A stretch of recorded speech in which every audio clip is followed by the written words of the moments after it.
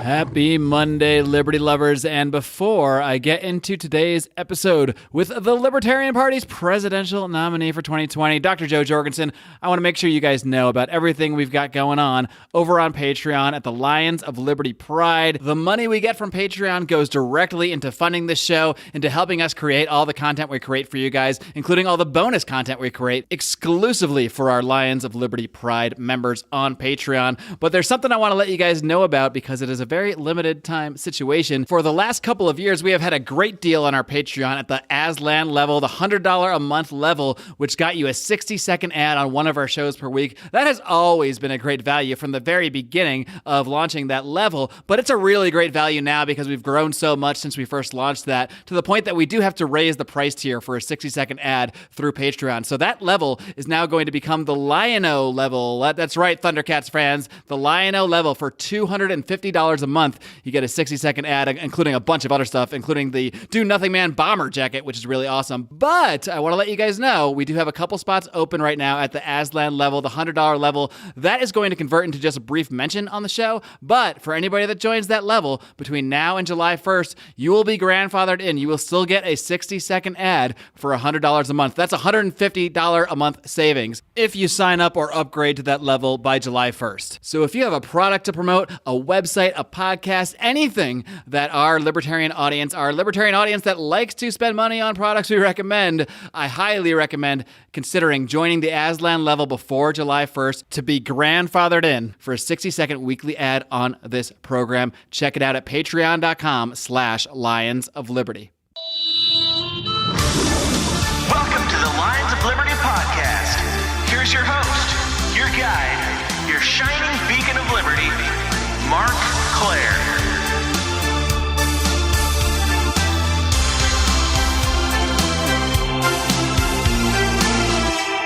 All right, my guest today is a senior lecturer in psychology at Clemson University, and perhaps more importantly, at least for listeners of this program right now, she is the Libertarian Party 2020 presidential nominee. I'm very pleased to welcome back Dr. Joe Jorgensen. Dr. Jorgensen, are you ready to roar? I certainly am. Thanks. Wonderful. And you've already roared a couple times here on this show during our presidential debate series, but this is the first time I've had the opportunity to interview you one-on-one. And one thing I really want to dive into with you to kick things off is really how you became a libertarian. That's something I dig into with all of my guests when I'm not busy hosting presidential debates. So I really want to do that with you right now. If you could just kind of tick back the clock a bit and think of the first time you started thinking about politics and how you got first sent down that path towards embracing libertarian ideals. Well, that's funny because first you said, when did I first know I was libertarian? And then you said, when I first became interested in politics. I see those as two completely different things. Sure. First of all, I was a libertarian before I even knew there was a Libertarian Party. And I was ecstatic when I was living in Dallas. And I heard the local Dallas person on the radio show talking about the Libertarian Party. And my first reaction was, oh, wow, somebody else believes what I believe. So I was just so happy that there were like-minded people and I wasn't the only one. So, and that was when I was in college. So the good thing is I never had to vote Democrat or Republican, voted for Ed Clark next election around and been there ever since. And also, since you mentioned the word politics, some people have asked me, so I guess you ran for a student body president or a student council or something like that? And my answer is no, I never did that. I hated the idea that we had a few elite at the top making rules for the rest. I didn't see why we needed a president.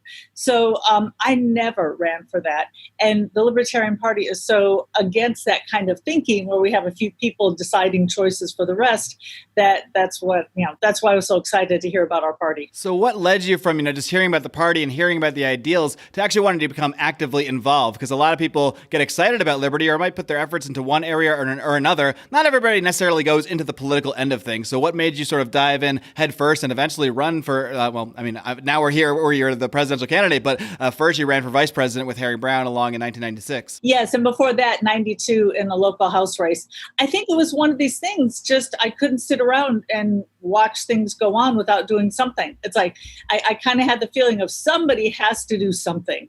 And I became involved in the party and they wanted candidates to run. And I just raised my hand and said, yeah, somebody needs to do something. I will do it. What was it like like working side by side, running a campaign with Harry Browne? Because I first got into libertarian ideas a little bit after the year 2000, just after his last libertarian presidential run. But he was a huge influence on me. I've read a bunch of his books, and I just thought he was such a great communicator for liberty. So I'm just kind of curious if you have any insight just from your end, what it was like working with him side by side. I mean, learning from him and that sort of thing. It was great. If there's one word for Harry, it's gravitas. He acted presidential. And if you were in a room with him talking, if he was just talking with you one-on-one after a meeting, you got the idea that, yes, this man could be president. But even more importantly, of course, was his message. And that's what I'm fashioning mine after. Not because it was him, but because these were my beliefs long before I met Harry Browne, that we need to stick to our principles and not sacrifice a single principle, but present the ideas in a way that other people could understand. And Harry Browne, keep in mind, was a salesperson. He had a financial company. He would help people with their finances.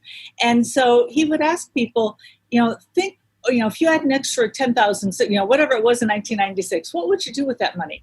Would you maybe, send your kid to college? Would you get another car, go on vacation? And he would just get people dreaming. And the great thing is people walked away thinking, okay, that made so much sense. How did I just change my mind so drastically? Getting people dreaming, I think that's just something more and more people need to try to be doing when we're communicating these ideas. We need to capture people's imaginations and get them excited, as opposed to just, scaring them about all the evils and ills of government all the time, which are certainly true and certainly there, and they certainly need to be informed of them. But you're not going to really convince people over to your side without getting them excited, without getting them, like you said, dreaming. So I'm curious, how do you plan to do that with your campaign now that you've gotten through the Libertarian Party? How do you plan to take that message to the American people? How do you plan to get them dreaming and get them excited about libertarian ideas? Well, first of all, I'd like to comment when you mentioned about being fearful about how the other parties work about that. Mm-hmm. And that's exactly what they do. When we hear the Democrats talk, we don't hear anything about what they want. All we hear is get rid of Trump, get rid of Trump. And on the Republican side, it's we can't let Nancy Pelosi get any further. So it's always been what they're against, not what they're for. And I got to admit, a lot of libertarians have that problem as well. I'm against big government. I'm against, the dystopia. I'm against slavery. I'm against, but they don't talk about, with freedom, you get to have the kind of education you want, the kind of education you want your children to have. You can live in a peaceful society. You get to spend your money how you want to, not how the politicians. So basically, I'm going to spread a message just like Harry Browne had, but I have the advantage of social media, which it was hard to break through that media bias in 96, and now we can go around it, which will be really exciting. Kind of curious how your background in psychology, how does that play into the way you message and the way you talk about political ideas? Well, I'm not sure it really adds that much. I was on another TV radio show, a podcast, in which I went into quite detail with libertarian theory, so now I need to stick to politics. I'm just sticking to basically what we know about politics, which is to get people excited about your message, to talk about what they want to talk. Really, it's more of a business aspect as opposed to psychological.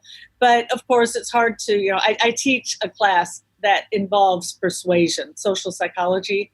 So yes, in fact, just to mention, a lot of people have said, well, fear doesn't work. Actually, we know that fear does work, moderate level of fear. And I think right now, good for us, the Democrats and Republicans are just using too high of a level of fear. So that will help us. I want to tick back the clock a little bit, not too far, just a couple of weeks, back to you actually winning the Libertarian Party's presidential nomination. A lot of people didn't see you coming in many ways. There were a lot of the campaigns that had a lot of kind of fervent online support, you might say, the Hornberger campaign, the Supreme campaign. But you came in there and you steadily built your lead every single round until you were the only one standing. So what do you think was the key to you actually winning that nomination? Even though you might have had some opponents that were perhaps, at least in the online sense, we all know the internet doesn't always translate to real life, but in the online sense had very large, enthusiastic, fervent constituencies. So how were you able to overcome the excitement surrounding those campaigns by building a coalition which enabled you to win the nomination? Well, first, I'm not sure if he wants me to mention his name, but a former national chair, January 5th, told me, I think at the end it's going to come down between Hornberger and you. And what was amazing was Kim Ruff was actually in first place. And that was my question to him. But what about Kim Ruff? And he said, nope, I think it's going to come down to Hornberger and you. So some of the older people, I don't want to say older people, older members, people with more experience, people who've been through this before, they thought I had a good chance from the start. And of course, Steve Dasbach, former national chair and national executive director, he thought I would be a good candidate and thought we had a shot from the beginning. So he stuck with me.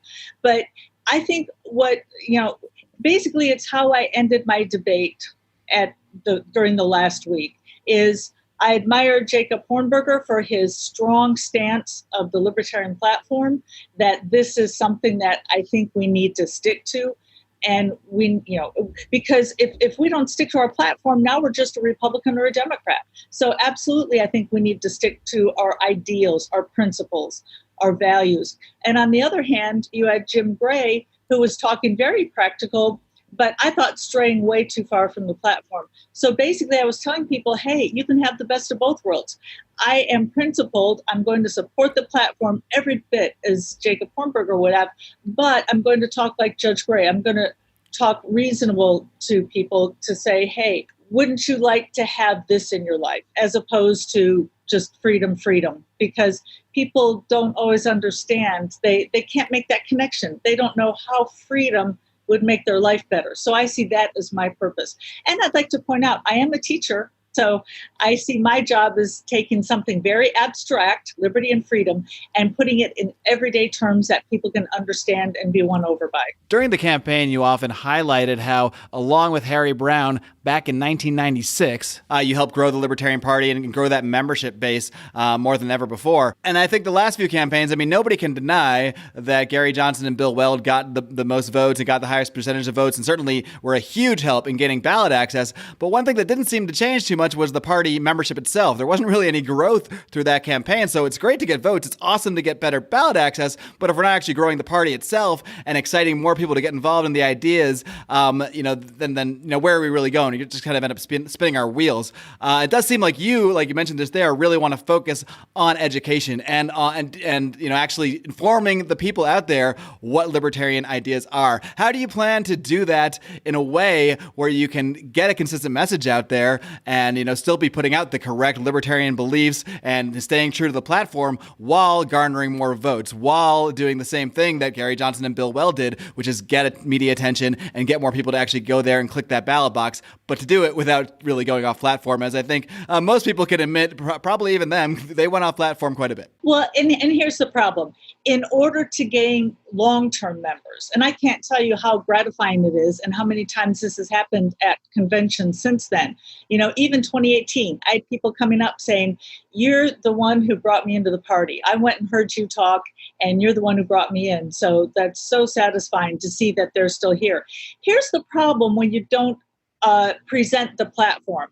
Is people might vote for you this one time around, but they haven't adopted the thinking or the ideas. And so then they might leave at the next election. So what my job is to sell the platform so that people say, wow, I really am a libertarian. I didn't realize I was a libertarian. And statistics have shown that there might be 40 to 45 million people out there who are either libertarian and haven't heard of us, or they're libertarian and they've heard maybe the wrong thing about the Libertarian Party. And so that's my job, is to show how, yes, the Libertarian Party is for everybody. And I think if we stay consistent to message so that people are won over by it and want to stay, then that will be the key. And I would like to point out, yes, votes are important. So I'm not going to just say, well, all we need is membership. We absolutely need to keep the votes up for ballot access. And also, I'd like to point out that, yes, we did beat Gary Johnson out, but we got 8,500 new members. He got 7,500 new members. So he was a close second for that. Fair enough. I want to kind of transition now to a world where Joe Jorgensen is the president, where you've actually achieved what would seem like the impossible, because regardless of the odds, because we all know that the odds aren't all that great, what people want to hear on the campaign trail, they always want to hear what would you do if you actually were president? They don't want to necessarily hear just the theory. They want to hear what you would do in action. So I'm curious right now.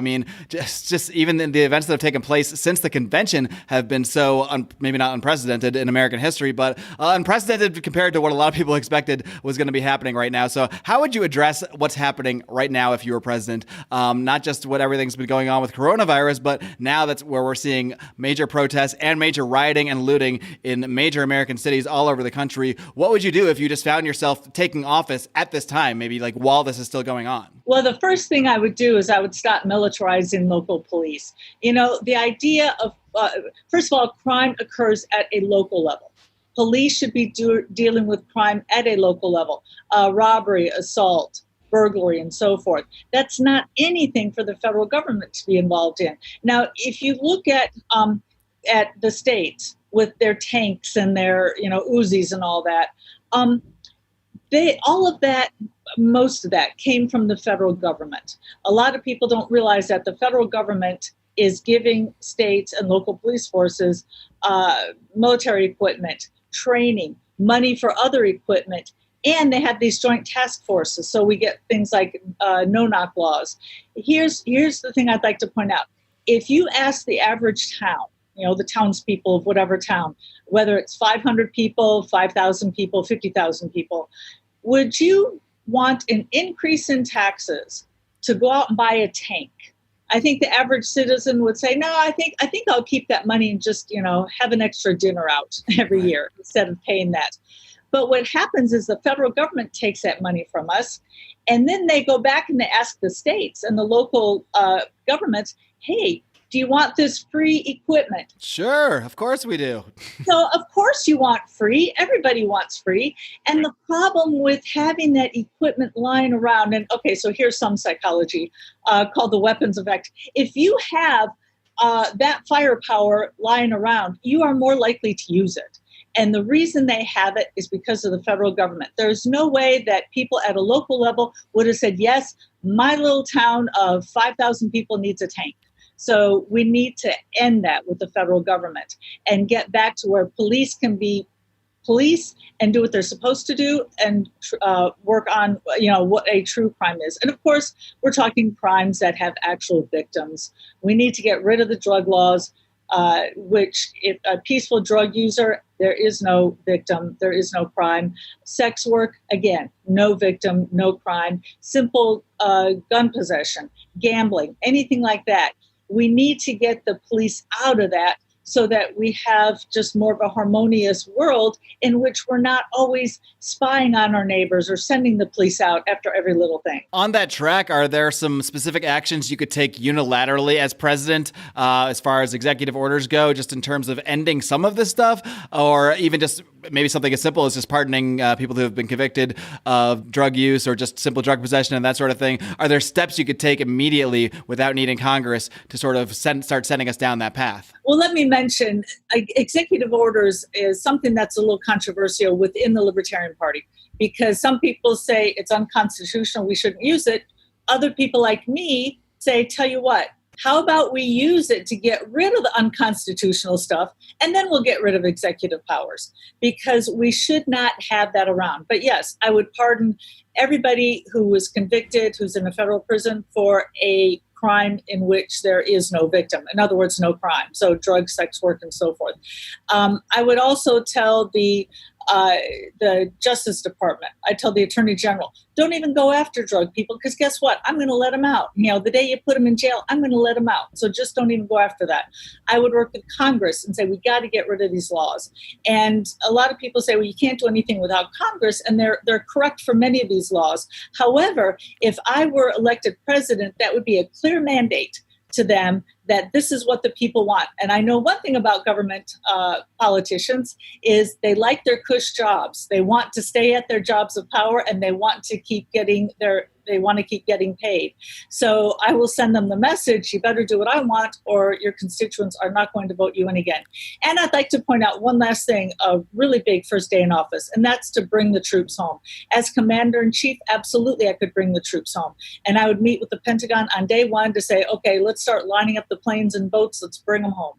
Hey there, kitty cats. I need to take a quick time out here to tell you about another awesome libertarian podcast. This is our good friends, Nate and Charlie, over at Good Morning Liberty. These son of a guns, they do this thing 5 days a week, and they absolutely kill it.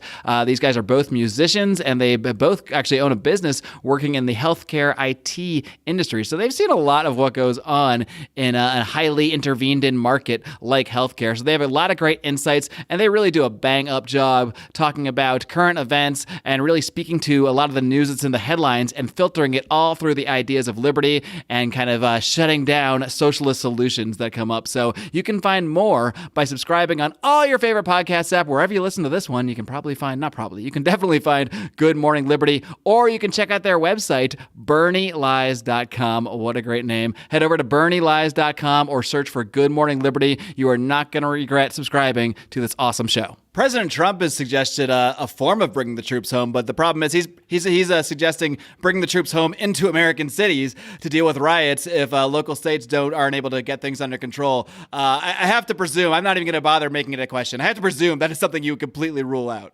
Yes, and I'd also like to point out that he ran with the idea of bringing the troops home. And all he's done is kind of like rearranging chess pieces. He'll take people from one country, put to another country, or he'll take soldiers out of one country and put drones in. And the problem with that is that we still have a presence. We still have a reason for the people in those countries to say, you know what, the Americans are getting in our way. They're our enemies. We need to go attack them. So we need to get out of there. And that's what's so ironic, is the job of the military is to keep its residents, to keep its citizens more safe.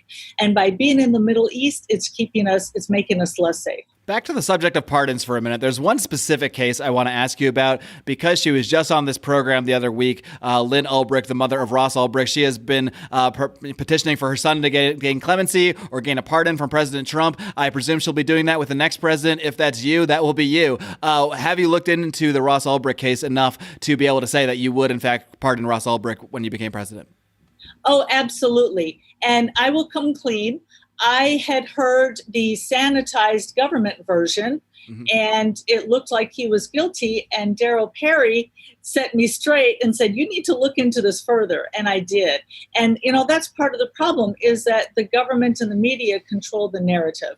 And so looking into the facts with the gross misconduct of the Justice Department, that absolutely he needs to be pardoned. And I might even pardon him before bringing the troops home, because for such a young guy, that is such a shame. You've got a very young, bright, industrious guy who can, bring so many dollars into the economy, and we've got him locked up. That is such a tragedy. Of course it's a tragedy for him because he's spending his life behind bars, but it's a tragedy for the country as well. As you know, when you're out there discussing libertarian ideas, you're going to hear a lot of objections from people that, they have a certain perception about what libertarianism is or what libertarian ideas are or what will happen if we just took the government out of so many different areas. I actually want to pass along something that one of our hosts here, John Odermatt, who hosts the Felony Friday program, passed along. This is actually something a liberal female coworker sent to him about the Libertarian Party, or I guess about your campaign specifically, since you're the one representing that party right now. This is a copy and paste of what his coworker said. So I'm just going to see how you would respond to this sort of common thing you might hear out on the campaign trail. She said, I'm looking forward to the party's response. I'm picturing this in somewhat of a sarcastic tone. I'm looking forward to the party's response on how to tackle the challenges of an uneducated or undereducated single mother who isn't ambitious and without the help of government-sponsored programs. Because if I didn't have ambition, I would not be where I am. So what would happen to the single parents who suffer from mental illness or other things that prevent them from bettering themselves and from getting ahead without government help? I think this sums up a general common criticism that people have out there, where they see people in life that might be struggling or might need government programs right now and can't really wrap their head around how those sort of people would be able to get ahead in a society without those government programs. So how would you respond to that general concept? Well, we can look at it from two sides. And by the way, I would like to keep mental health out for just a minute, because that's not the major problem of, people in poverty. Sure. So two things. First of all, looking at getting a job. The government makes it so difficult to start your own business or to, open up a company that you have to be ambitious to do it. So if you want to, for instance, start braiding people's hair, is the classic example, opening up a salon, yes, you have to be very ambitious, and you have to have money because you have to pay for all the licensing, the registration. You may have to go through training, which doesn't even involve what you're doing. So for the average mom who says, yeah, I just want to work a couple hours a week, guess what? In a libertarian society, you would not have to spend all that money and jump through all those hoops. So you could do something easily on the side. Secondly, there are some people who do need charity. For instance, you've got a single mom with maybe a 3-month-old baby and a 2-year-old. How does that person get helped? Once again, the free market does it so much better. And one of my favorite stories is, in the early 90s, the United Way president spent something like $400,000 on fancy artwork. And the donors were outraged. And they said, we didn't give you money to go buy artwork. We gave you money to help the people in need. And by the way, I'd like to point out $400,000 back then is closer to $1 million today. Sure, right. So what happened was donations went down, and the United Way had to work for it. They had to go out and convince donors that, yes, we've done a better job. Yes, we're going to get the money to those who need it. Now look at the same thing in the government. What if the government spends too much on overhead? There's no accountability. They'll just simply raise taxes. We can't tell the government, you do such a lousy job that we're not going to give you our money anymore. We don't have that choice. So under a private system, we will get more money from those who want to give it to those in need. And one last point I'd like to make, and somebody came up with this a few decades ago, but it was, imagine you've got an inheritance, whatever, $30,000. Let's say you're very well off, and you figure, well, I don't need the money. I'll give it to somebody in need. And you think, well, should I give it to my local church? Churches are pretty good at helping the poor, or need, whether it's for education or whatever, or maybe look at private charity. Would you ever say, I think I'm going to give it to a federal government program? I mean, when most people hear that, they laugh because no, of course you're not going to give your money to the government to start some program because they're going to be lousy at it. Even though I'm not a fan of Bill Gates, especially with all the stuff he's been doing lately, I would rather turn my money over to the Bill and Melinda Gates Foundation because I know even they would spend the money better than the government. So we need accountability. That's how that's how more people get helped. Like I kind of mentioned earlier, you ended up sort of building quite an amazing coalition for your campaign in the sense that you were sort of able to please all sides. Like you were able to get the endorsement of the Pragmatists Caucus while still putting out principles. A lot of people would have thought that Judge Gray would end up getting their endorsement. At the same time, while you weren't the first pick of the Hornberger people or the Supreme people, it seems like you were at least the second or third pick for most of them because I've seen none of that crowd upset about your nomination because at the same time, they're happy that you're someone out there who's been out there talking about the principles. So it's been a really impressive to see this kind of coalition come together. And part of that coalition is, of course, having your VP candidate, Spike Cohen, who was part of the Supreme campaign and has a really huge following of his own. I'm sure you have heard some of the criticisms about his style, his methods, sometimes appearing with a shirt off, maybe on a podcast. I'm just kind of curious how you have found working with Spike Cohen, working with his campaign, and how you're sort of integrating his very different style than yours. I don't think you would deny that, into sort of one cohesive campaign. Are you working with a lot of the people from the Supreme and Cohen campaign and integrating into them to yours? How is that whole sort of coalition working out? Well, first of all, the presidential candidate and vice presidential candidate often campaign to two different groups. Why have both of us at one event when we can have us each at a different event? We reach twice as many people.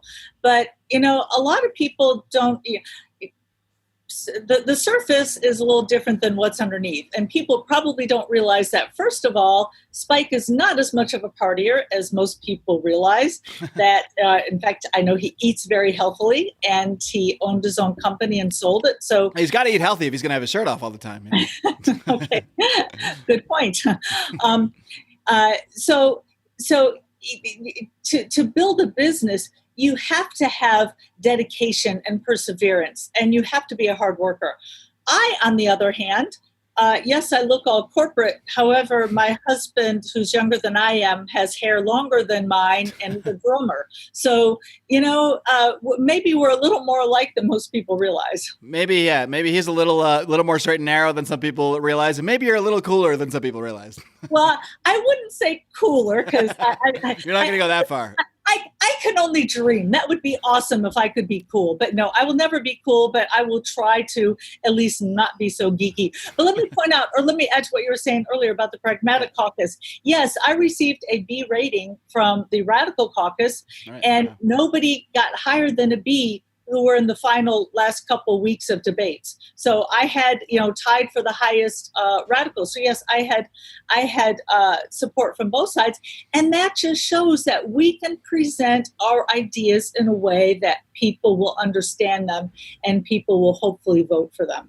Because our ideas, I'd like to quote somebody else, that liberty is right and liberty works. So morally, it's the correct answer and it's the best solution. All right. I mean, to me, the correct libertarian message is one that is both equally principled and pragmatic, because if you really break it down, they're the same thing. If the principles are true and the principles are work, then applying them is the pragmatic step. So I'm glad that we actually have a candidate here who seems to be really pleasing all sides by sticking to the principles and by presenting pragmatic solutions at the same time. It's rare that we see all of that in one package. So I think that's why you're seeing so much support, especially since the nomination. Maybe some people who supported Vermin Supreme, Jacob Hornberger, Adam Kokesh, maybe you weren't their first choice and they were disappointed initially by their candidate not winning, but I've seen so many people coalesce around you and around the campaign, especially with the addition of Spike Cohen, and especially with, honestly, I think your messaging has seemed even more hardcore since you got the nomination. It's almost like you got emboldened by getting this nomination, because since that time,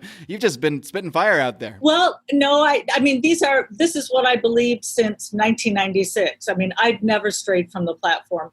I know there were some misconceptions out there, but I would like to point out that, yes, I did have some phone calls from Jacob Hornberger's people. They were very gracious, and they said, we're glad we've got somebody who supports the platform. So, we're glad we have you.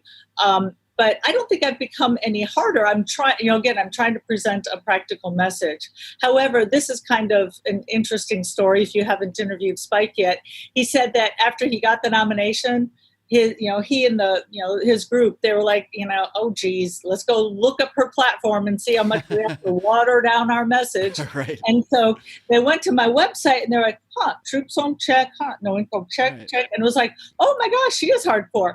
But so on the one hand, that just shows how successful I was in presenting a reasonable message, and I can present that same reasonable message to Americans. And on the other hand, I wasn't too happy that people thought I was perhaps a little watered down, but you know what? I'm here now and I'm ready to go out and tell the American people that we have the best option. Speaking of that coalition and, speaking with the Hornberger campaign, this is just a rumor that I've heard, so I don't know if it's true or not, but I know that some people would love to see it. But there's rumors abound that perhaps you might be open to receiving advice, particularly in the foreign policy area, from a certain favorite libertarian podcaster out there. No, not me, but a guy named Scott Horton. A lot of people have been pushing him. I know he was advising Jacob Hornberger, and a lot of people have been pushing him along to be giving you advice as well as far as foreign policy. Is there any light you can shed on those rumors? Is there any truth to the idea that you might be accepting advice from Scott Horton and perhaps some other libertarian luminaries out there? I didn't talk with him ahead of time. Perhaps I should say I will neither confirm nor deny. Okay. but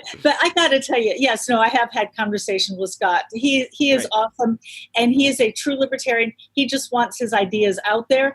And what's funny is that I've been on so many different podcasts and meeting so many people, and they all say the same thing.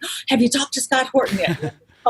But yes, he was. It's like every third question when I post questions for you. Yes. So yes, he was one of the Hornberger people who reached out to me. Now, he's not officially on my campaign, but he said, look, I just want my message of liberty out there. And since you're the nominee, I'm going to give it to you because I want to see it out there. And in fact, in my conversations with him, I think I said to him no fewer than half a dozen times, you have great messaging and you have a great way of putting things. Why aren't you running for president? I think you would be a great. I know that's something a lot of people would love to see down the road too, for sure. Yeah. So not only is he good with policy, but he knows how to put it in a no nonsense, common sense way that people can understand, as opposed to some lofty abstract ideal, because that's what we need for the American people.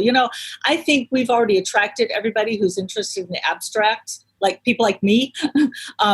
And now we need to just put it in plain English. And that's where I hope my teaching is going to help me, since, like I said, that's my job. I take the abstract and teach it in a way people can understand. Well, along those lines, the last thing I want to ask you is, what is your pitch to the American people out there that are so caught up in the left-right divide? I mean, this is the biggest thing I see out there whenever I bring up anything about a third-party candidate or even considering just not voting for Republicans and Democrats.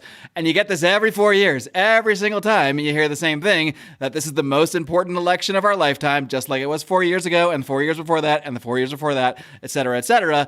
And people that insist that, if you must vote for Joe Biden in order to stop Trump, or the reverse, if you don't vote for Trump, you're giving the election to Joe Biden. How do you battle this attitude that is so seemingly ingrained in the American population? How do you get people to wake up? How do you get people to keep dreaming and get dreaming, like you kind of mentioned earlier, and break out of this idea that if one thing is bad, you have to choose the other side, which we all know is pretty much equally as bad. How do you get them to finally break out of that spell and go ahead and not just go ahead to the voting booth and vote for libertarians, but like you said, join the party, actually accept this ideology and become active supporters of these ideas? Well, the first thing I would point out to them is, of course, you have to pick sides because the government is so big. You have to help. You have to pick a side in order to get what you want. If we look, for instance, back in the 1930s and 40s, Congress was notorious for being underhanded, for just being dishonest, bribes and everything. But nobody cared because people got to make their own decisions. People got to spend their own money. Now, what happens is we've got a country in which if you want your kid to go to a school that you want, whether religion, Pledge of Allegiance, or so on. If you want the kind of healthcare you want, if you want the kind of, who gets your charity money, all of those, you have to go to the government. And what I would tell those people is it doesn't have to be that way. What I will do is I will restore the power to you. Right now, I look at voting as an act of self-defense. Actually, I should say voting libertarian is an act of self-defense. The only way that you get control out of your money is to have a libertarian in office. And so I would tell people that, wouldn't it be great, instead of, if you're a Democrat, wouldn't it be great that instead of having to fight the Republicans who are always trying to put religion in your schools, who are trying to have this kind of health care, would it be great if you got to keep your money and you got to have the kind of education you wanted for your kids? And then I would tell the same thing to the Republicans. Wouldn't it be great if you wanted religion in your schools, that, instead of having to fight the Democrats, you get to keep your money and you get to send your children to the kind of school you want to go to? So it doesn't have to be that way. We can go back to having a society in which we get to make our own choices instead of having the federal government make those choices for us. There actually is one more pitch I want you to make. That's a pitch to the American people, the people that aren't, interested in libertarian ideas right now. But there's also a pitch you have to make to a certain segment of libertarians out there. There are many libertarians out there who simply don't see any value in the political end of things, who don't see any value in getting involved in the Libertarian Party. And obviously everybody has to follow their own interests, their own desires. But what's your pitch to people out there who maybe up till now, maybe they just thought the Libertarian Party is a joke. Maybe they weren't happy with what they saw from Gary Johnson or from Bill Weld or Bob Barrs in the past, and have kind of written off the Libertarian Party as a vehicle for spreading the message. What's your pitch to those people to say, hey, look, maybe you didn't like what's happened the last few cycles, but this is why right now you should get excited about the political process. You should jump on board this campaign and help spread the message through this political channel. Well, I would say, like it or not, you're already involved in the political process, because guess what? They are taking your money and they are spending it. They are making their decisions. So don't you want that decision back? And I would suggest that the only wasted vote is voting for something that you don't want. So what I would say is get back your control. The only way you're going to get control is by formally getting in there and voting. All right, well, Dr. Jo Jorgensen, congratulations once again on becoming the Libertarian Party's presidential nominee. I'm really looking forward to your campaign. Like I said, there's been so much excitement building around it since you won that nomination. I'm really excited to see where this thing goes. Before I let you go, I'll let you just do one little roundabout of how people can find more information about your campaign, how they can get involved, and feel free to plug away on anything else you'd like. Although I think running for president is probably enough plugs for you. Yes. Well, please go to joj2020.com Again, that's joj2020.com. And I would like to point out that, yes, as my campaign promise was, we are working closely with National. We're meeting with them every week. We're trying to make sure we share data and have compatible computer systems. So we're helping each other out. And I think we're going to be very successful this year. So joj2020.com. Thanks so much. Dr. Jorgensen, keep up the great work. Keep on roaring, and best of luck with the campaign. Thanks. You keep on roaring yourself, Mark. Thanks. Oh, I will. All right, kitty cats, I hope you enjoyed my conversation with the Libertarian Party's 2020 presidential nominee, Dr. Jo Jorgensen. It was a pleasure to have her on and actually get to hear just her perspective instead of trying to manage, 5 or 6 different voices like we did in the debates. But I wish her the best. I mean, from as far as I can tell, and as far as everything I've heard her say, she is a solid libertarian, and I see no reason to not get behind her unless you are just one of those people that wants to stay out of the political process for whatever reason and doesn't find joy in that end of things, and I can certainly see why that would be the case. But if you're going to be in the political arena, I can't think of anybody out there representing the values on the presidential level like Dr. Jo Jorgensen is. So that's what I will say about her campaign specifically. And aside from that, if you are a first-time listener, or maybe you listen all the time, but you just forgot, it's not just me here every Monday. There are 3 of us, 3 very unique shows here on Lions of Liberty, the greatest libertarian variety show on earth. You've got myself, Marc Claire, here every single Monday with the flagship show where I interview leaders in the libertarian movement, such as Dr. Jo Jorgensen. I also host the occasional fun-loving, drunken roundtable when we do libertarians in living rooms drinking liquor. And then on Wednesdays, Brian hits you with his special brand of comedy, culture, and liberty on Electric Libertyland, while John Odie Odermatt wraps things up with his weekly look at the broken criminal justice system on Felony Friday. You got to go back and listen to last Friday's episode where he breaks down his 6 recommendations for criminal justice reform in the face of everything that's been going on with the George Floyd protests, with the riots, and all the craziness we've been seeing out there right now. As far as our schedule goes, however, because it's these lockdown times, because I'm here in Mexico just podcasting away, you're going to get a little bonus content from me, including tomorrow. I'm going to run a live stream I did last week with Michael Chaney of The Michael Chaney Show. You got to follow our Facebook, by the way, so you can get these live streams at facebook.com/Lions of Liberty. I also always share them in our forum, the Lions of Liberty Forum. Just type Lions of Liberty Forum in your little search bar on Facebook and join one of those most vibrant libertarian online communities out there. But Michael Chaney has done a ton of research on coronavirus,